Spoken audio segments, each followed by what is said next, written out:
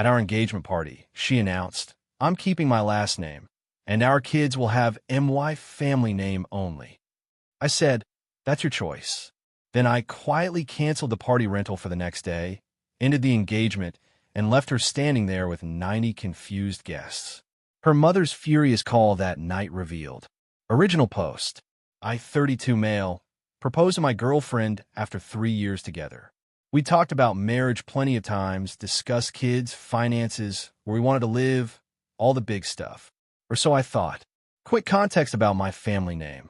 I'm the last male in my line. My dad passed when I was 19, and my older brother died in a car accident 6 years ago. It's just me, my mom, and my sister now. The family name, continuing, meant something to my mom, especially. Not in a weird traditional way, just it mattered. I'd mentioned this to my fiancée early on. She nodded, said she understood. We never had a formal conversation about what our future kids would be called, because honestly, I assumed we were on the same page. Stupid, I know. But when someone nods and says, "I get it," you tend to believe them. So we're at our engagement party. Her parents rented out the back room of this nice Italian restaurant. About 90 people, family, friends, co-workers. Open bar. The whole thing probably cost her folks around $8,000, which they kept reminding everyone about. Her dad gives a toast. Sweet, standard stuff. Then my fiancée takes the mic. She starts talking about our future, how excited she is, how she can't wait to build a life together.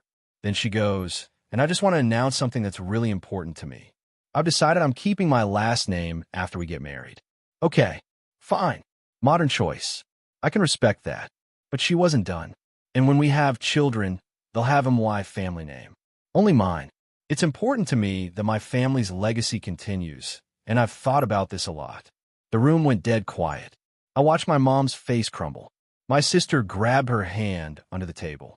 My fiancée looked at me with this bright smile, like she expected me to clap or something. Like she'd just announced we were having the wedding in Hawaii, instead of, completely dismissing everything I'd ever shared with her about my family. I took a breath, set down my drink. "That's your choice," I said. "Calm, even." She blinked. "I knew you'd understand, babe." I didn't respond. Just pulled out my phone, stepped into the hallway, and called the rental company we'd booked for the next day's brunch gathering. A follow-up thing her parents insisted on. Canceled it. Got the deposit back since it was more than 24 hours notice. Then I walked back in, went straight to my mom and sister, and said, "We're leaving." My fiancée caught my arm. "What are you doing? Where are you going?" "Home. This engagement is over." "What?" I pulled the ring box out of my pocket. I've been carrying it to show her grandmother, who couldn't make it to the original proposal. I set on the table in front of her. "You made a unilateral decision about our future children in front of 90 people without ever discussing it with me. You knew what my family name means to me. You knew about my dad and my brother. And you just announced that none of that matters. I thought you'd be supportive. Of being erased?" "No." I left. My mom and sister followed. Behind me, I could hear her mother already starting damage control, telling guests it was just pre-wedding jitters. The furious call from her mother came at 11:47 p.m. Update 1, 3 days later. So her mother's phone call. Y'all asked about it, and honestly, it revealed a lot. She started with the classic, "How dare you humiliate my daughter in front of everyone?" I was calm, told her exactly what I told my ex. That announcing major life decisions without discussion isn't how partnerships work. Then she said something that made everything click. "You should be grateful. Do you know how many men would kill to marry into our family? Your family name means nothing compared to ours. Your father was a mechanic. Your brother worked at a warehouse. Our family has legacy." I hung up, didn't even respond. See, here's what I didn't mention before. Her family has money. Old money. Her great-grandfather started some manufacturing business that her grandfather sold for millions back in the 80s. They've been living off investments and real estate ever since. Nobody in that family has worked a real job in 2 generations. My dad was a mechanic, best one in the county. People drove hours to have him work on their cars. He put me and my siblings through school, paid off his house, and never asked anyone for anything. My brother worked at that warehouse to support his wife while she finished nursing school. He died driving home from a double shift. Those are my people. That's my legacy. And this woman just called it nothing. The next few days were wild. My ex started the full court press. Texts, calls, showing up at my apartment. First, it was apologetic. I didn't mean it the way it sounded. We can compromise, let's talk. Then it shifted. You're overreacting. It's just a name. Why are you being so dramatic? Then it got nasty. You're going to regret this. No one walks away from me. My family will make sure everyone knows what kind of person you are. I documented everything. Screenshots, timestamps, the works. Didn't respond to any of it. Then came the mutual friends. Oh man, the mutual friends. Her best friend called me to say I was emotionally abusive for leaving the party the way I did. That public humiliation was trauma, and I needed to take accountability. I said, she publicly announced she was erasing my family from our future children, in front of my mother, who lost her husband and son. That's not humiliation. Silence. Then, well, she has a right to her choices, and I have a right to mine. I chose not to marry someone who makes those choices. Goodbye. But here's where it gets interesting. My buddy from college reached out. He's dating someone in her social circle. Apparently, my ex has been telling everyone a very different story. In her version, I abandoned her at the engagement party because I was jealous of her family's success and couldn't handle that she wanted to honor her heritage. She's also been telling people the engagement was already rocky because I was controlling and obsessed with having sons to carry on my name, which I never once said I wanted sons specifically. We talked about having kids, period. Gender was never part of it. The narrative was spreading fast, and I was about to become the villain in a story I didn't write. Update 2, 8 days after the party. Things escalated in a way I genuinely didn't anticipate. Her father showed up at my workplace. I'm an engineer at a consulting firm. Nothing fancy, but steady work, good people. Her dad walked into the lobby and asked the receptionist to call me down for a family matter. I came down expecting, I don't know, maybe an attempt at reconciliation. Wishful thinking. Instead, he handed me an envelope. This is a bill for the engagement party. $8,000 for $100. Since you ruined the event, you'll be paying for it. I actually laughed. Couldn't help it. I didn't ruin anything. Your daughter made an announcement I didn't agree with. I made a choice based on that announcement. Neither of those things obligates me to pay for a party you threw. You embarrassed our family. You walked out. You caused a scene. I said 12 words total and left quietly. If there was a scene after that, it wasn't mine. He stepped closer. You're going to pay this, one way or another. Are you threatening me in my workplace lobby right now? Because there are cameras and my receptionist is watching. He went red. Stuffed the envelope in my hands. You'll be hearing from our attorney. Spoiler, I never did, because no attorney is taking that case. But it got better. 3 days later, my ex showed up at my apartment building.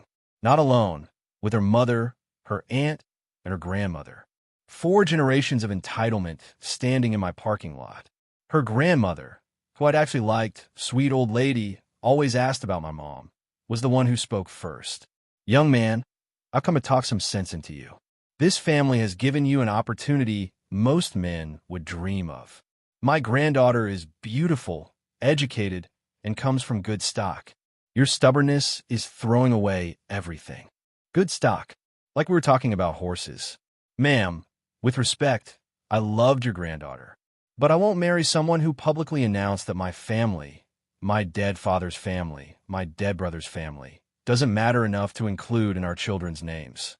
That's not stubbornness. That's self-respect. Her mother cut in. Oh, please, this is about your ego. You can't stand that she's from a better family than you. Better how? Because they had more money? My father built everything he had with his hands. Your family inherited what someone else built. I'm not ashamed of where I come from. The grandmother's face hardened. If you don't marry her, we'll make sure everyone knows you let her on. You used her. We have connections. We can make things very difficult for you. Do what you need to do. But I'm not changing my mind. And I'm not afraid of your connections. They left. Her mother called me white trash as they walked away. Classy. That night, I got an email that nearly made me fall off my couch. It was from her cousin. The one who'd always been quiet at family functions seemed embarrassed by the rest of them. The email said, "Hey, I don't know if you'll see this, but I wanted you to know something. That speech my cousin made at the party, she rehearsed it for days in front of my aunt and grandmother. They helped her write it. The whole point was to establish dominance early so you'd know your place in the family. Their words, not mine. I'm sorry you got caught up in this. You deserved better. I read it 3 times. They planned this. It wasn't a spontaneous decision or even a misguided attempt to share something important. It was a deliberate power play designed to put me in my place in front of everyone I cared about. I forwarded the email to my mom. Final update, 2 weeks later. All right, here's where things settled. After the cousin's email, I knew I needed to do something. Not revenge exactly. I'm not interested in burning anyone's life down. But I wasn't going to let them control the narrative either. I wrote a message. Nothing inflammatory, just the truth. Sent it to the mutual friends who'd reached out, to the people who'd been at the party, to anyone who'd heard her version of events. I kept it simple. You may have heard that I abandoned my ex at our engagement party because I was jealous or controlling.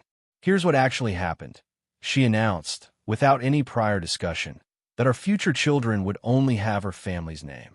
My father and brother are both deceased. My family name was important to me, and she knew that.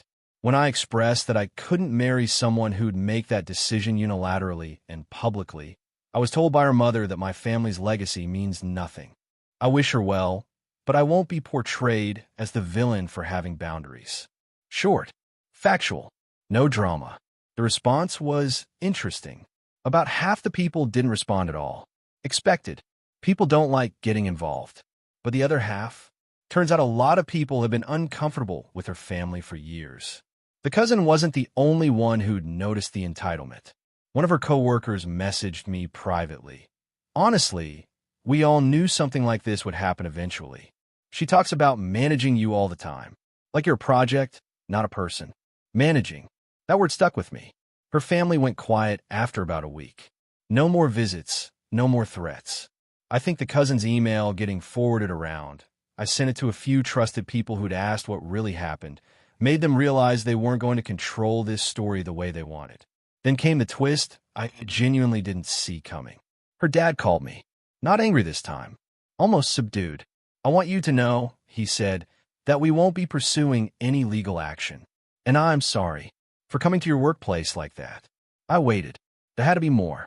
My wife has strong opinions. She wanted our daughter to marry a certain way into a certain kind of life. I went along with it because it was easier than fighting. But what happened at that party, that wasn't right. I knew it wasn't right at the time. I should have said something. Why didn't you? Long pause. Because I've spent 30 years not saying things. It's easier. That's a sad way to live. Yet he said, it is. He hung up. I don't know what to do with that conversation. Part of me feels bad for him, trapped in a family that steamrolls everyone who disagrees. Part of me thinks he made his choices, and feeling sorry for yourself doesn't undo the damage. As for my ex, I heard through the grapevine that she's furious. Not at herself, obviously. At me. At her cousin. At everyone who betrayed her.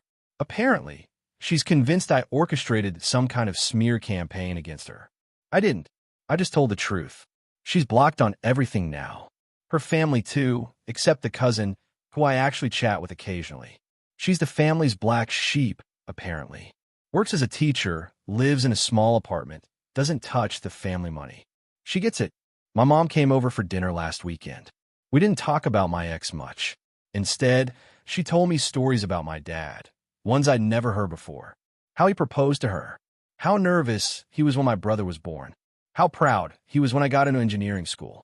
He would have hated that family, she said at one point. Yeah, I said. He would have. But he would have been proud of how you handled it.